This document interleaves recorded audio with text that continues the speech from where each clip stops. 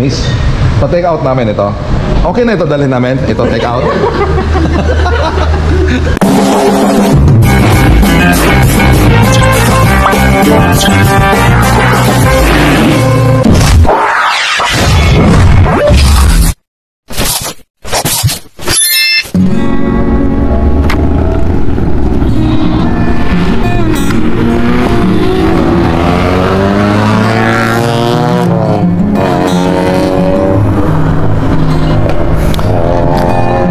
Alright mga katoto, today is Saturday, August 10 at andito tayo ngayon sa may intersection ng Maple Grove.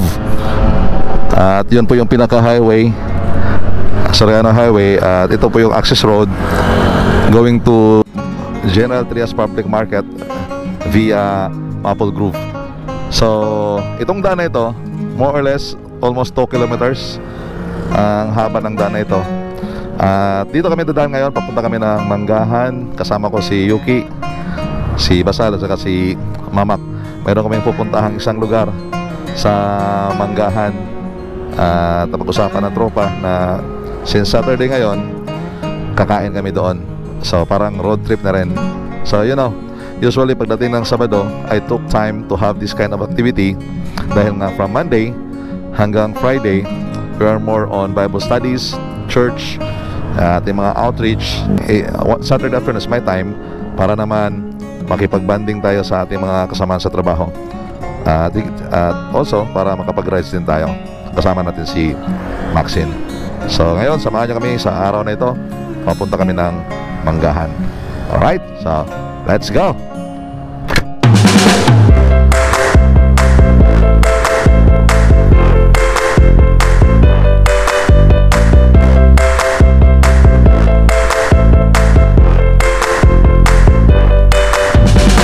Dito na, kasama ko si Mamak at saka si Yuki at saka si Masal.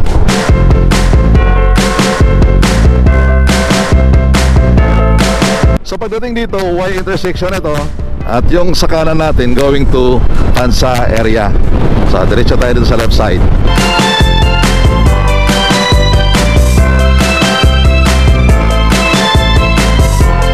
Dito sa area na ito, mayroon itong tinatawag na rainwater catch basin.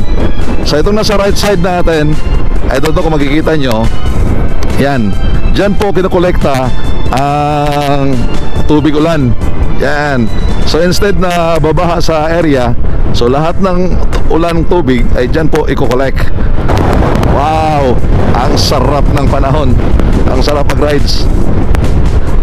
Parang gusto ko lang i-diretso hanggang Tagaytay ito ah. Woo!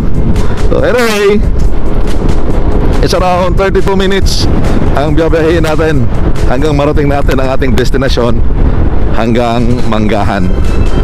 Pagdating nyo dito sa area na ito, ingat kayo dahil nga napaka-sharp ang curve dito.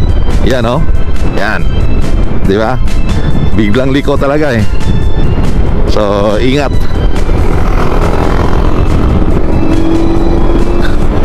So this time, andito na tayo sa public market ng General Trias. At kakaliwa na tayo dito.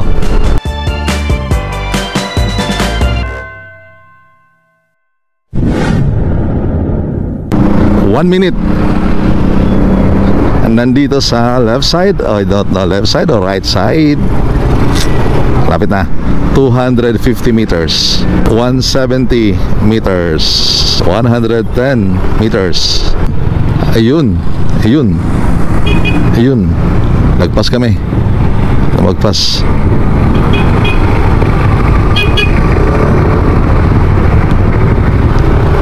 Yun. Ito. Ayan. Mang Boy, Lugawan. Saan ang motor? Dito na, pwede na siguro dito motor ah. Ayan, si Yuki, si Mamak, at saka si Basal.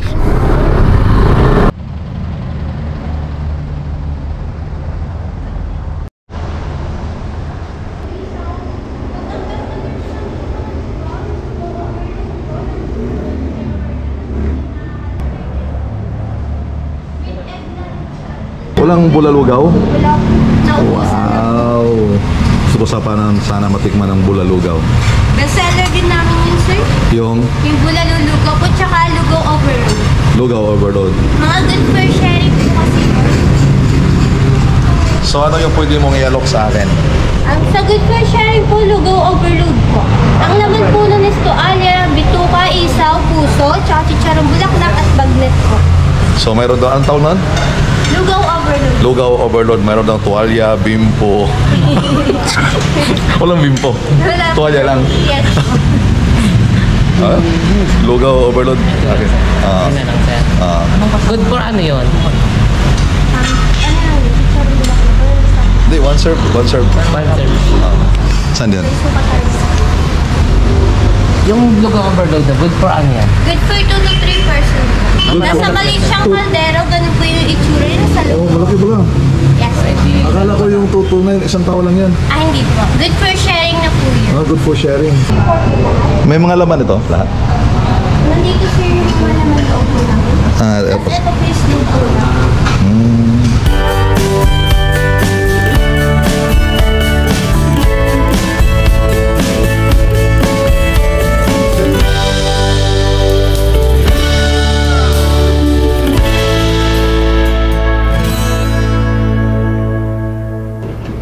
Less than 10 minutes, ito na-receive na namin ang aming order. So, unahin namin kainin ito. So, tapsilog, mamaya na yung overload lugaw. Food trip.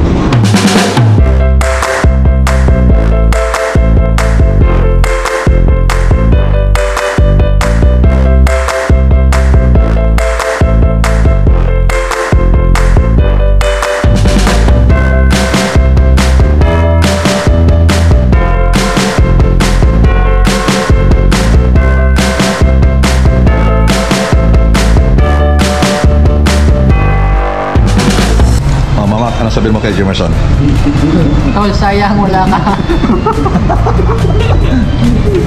Si Jemerson nagtampo kasi pag umaga siya, tapos may lakad, sasabihin mo raw na hindi ka pwede. Ano masabi mo doon?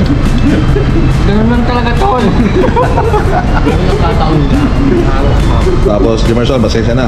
Yung call-in mo, disapprove kay Basal. Pasensya ka na, tol. Timamak may dahilan. Ha? Timamak talaga may dahilan. Ayun, kaya ano sabihin mo kay Jemerson? Emerson, wala na talaga magagawa si mama. Talagang hindi siya pwede pag pang umaga ka lang naman yun. Pag pang gabi ka pwede na. Next time, tol, sama ka.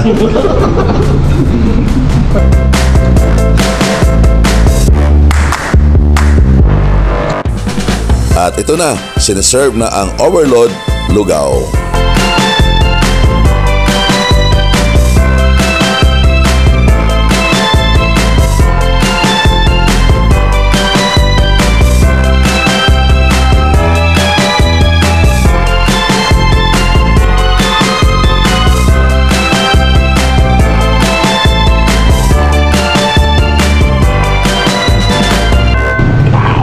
Grabe. Minsan lang ito.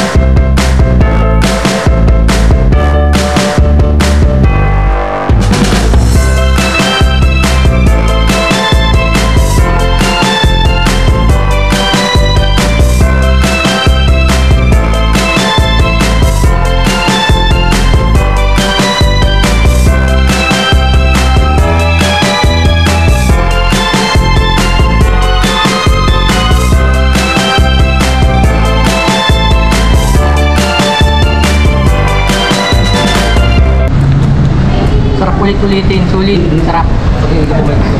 Basal, ano masasabi mo? Sarap, sir. Babalik ulit kami dito. Yuki, Parang yung lasang tapa.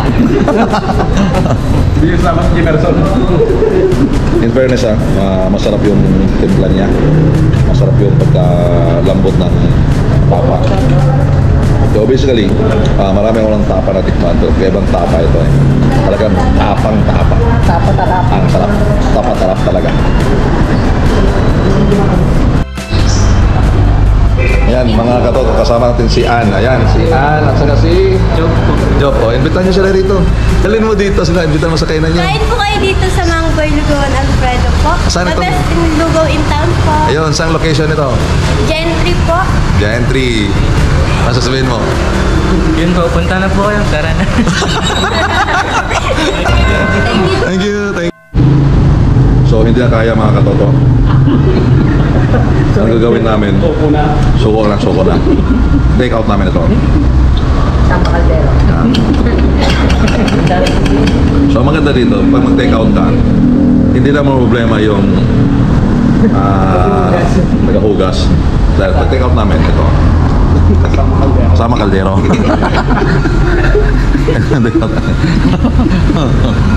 Dalawang kaldero pa naman.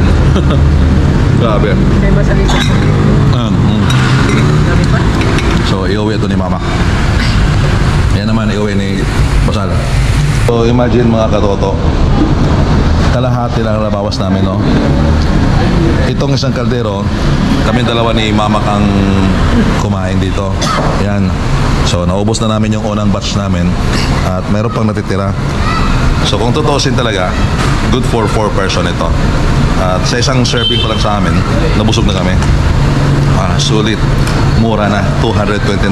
Divide 4. Basta, i-divide nyo na. Sulit. Miss, pa-take out namin ito. Okay na ito dalhin namin? Ito, take out?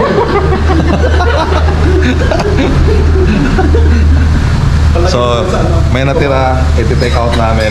At magpaalam tayo kay Miss. Ma'am, pwede na po ito dalhin namin? Ito mag-take out? Ay, hindi pwede ito. Ang sarap, ang sarap. Sulit. Sulit. Yan. Thank you.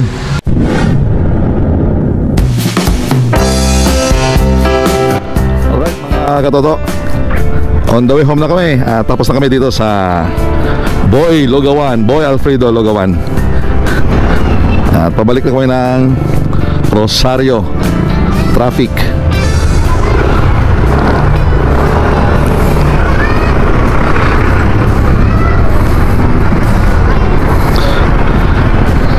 So, ang masasabi ko sa lugar na pinuntahan namin ay sulit na yung gastos mo. Yung ambience maganda, malinis, at the food itself masarap.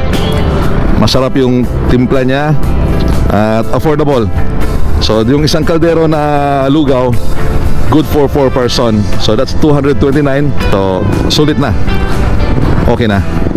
Alright, so mga katoto, hanggang dito na lang yung aking vlog. Kasama ko ang Team Bejeros ngayon sa araw na ito. At salamat ng marami sa pagsama niyo po sa amin. Thank you, and always remember, life is too short. Therefore, enjoy life. Ride ko to, ride nyo to. Enjoy every day. God bless.